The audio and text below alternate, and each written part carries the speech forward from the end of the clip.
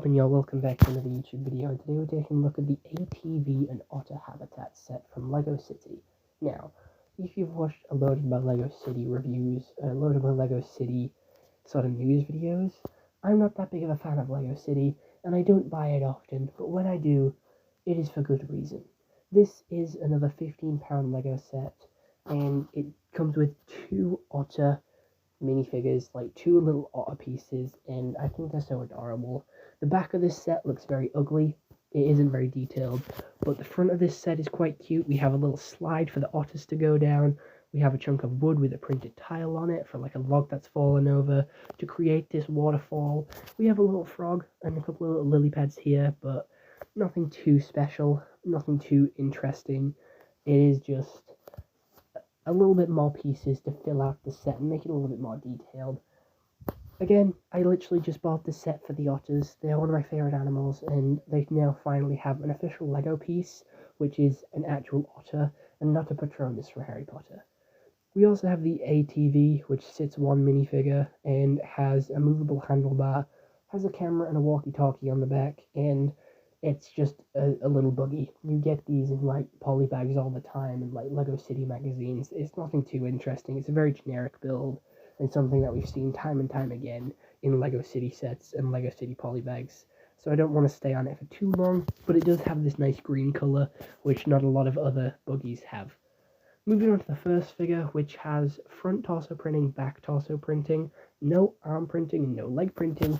She does have a double-sided head, one where she's winking and looking through the camera lens, and then the other one where she's pretty happy. She does use a very common LEGO hairpiece from LEGO City, and she also has this green helmet, which I think is a lot rarer than the hairpiece, and doesn't come in as many sets as you would expect it to. It also uses the same goggle piece from the Hoth sets from LEGO Star Wars, and that's pretty much it for this figure. I didn't buy this set for this figure, but I do think it is a nice touch, a nice design, and we have to get at least one minifigure in every set, so it's a nice inclusion, and I can see myself making a couple of LEGO customs with the parts of this. However, the main part of the set, the main reason that I wanted to get this set is the otters themselves. So, without further ado, let's quickly shuffle on over to take a look at the otters. They are the best part of the set, and they're some of my favourite animals.